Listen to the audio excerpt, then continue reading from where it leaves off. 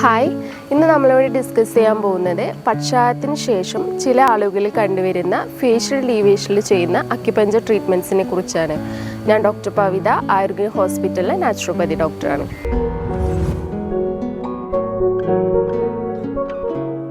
Facial ഡീവിയേഷനിൽ Ayurveda physiotherapy ട്രീറ്റ്മെൻറ്റിന് കൂടെ acupuncture കൊടുക്കുന്നത് മൂലം റിസൾട്ട് ഫാസ്റ്റായിട്ട് കിട്ടാറുണ്ട്. അക്യുപഞ്ചർ കൊടുക്കുന്നത് മൂലം ആ ഭാഗത്തോട്ടുള്ള രക്തപ്രവാഹം കൂടുന്നു. അതുപോലെ തന്നെ ഫേഷ്യൽ നെർവിനെ ബലപ്പെടുത്താനും സഹായിക്കുന്നുണ്ട്. നീഡ്ലിംഗ്, ഇലക്ട്രിക് സ്റ്റിമുലേഷൻ, മോക്സിബേഷൻ, ജോ മൂവ്മെൻറ്റ്സ് എന്നുള്ള ട്രീറ്റ്മെൻറ്റ്സ് ആണ് സാധാരണ കൊടുക്കാറുള്ളത്. ഏത് ഭാഗത്താണോ ഡീവിയേഷൻ വന്നിട്ടുള്ളത് ആ ഭാഗത്തുള്ള അക്യു പോയിൻറ്റ്സിലാണ് നീഡ്ലിംഗ് ചെയ്യാറുള്ളത്. നീഡ്ലിങ്ങിനേക്കാളും ഇലക്ട്രിക് സ്റ്റിമുലേഷൻ കൊടുക്കുമ്പോഴാണ് റിസൾട്ട് ഫാസ്റ്റായിട്ട് കിട്ടാറുള്ളത്. സാധാരണ കൊടുക്കുന്ന acu points GB14, ST23, ST7, ST6, ST4, SI80.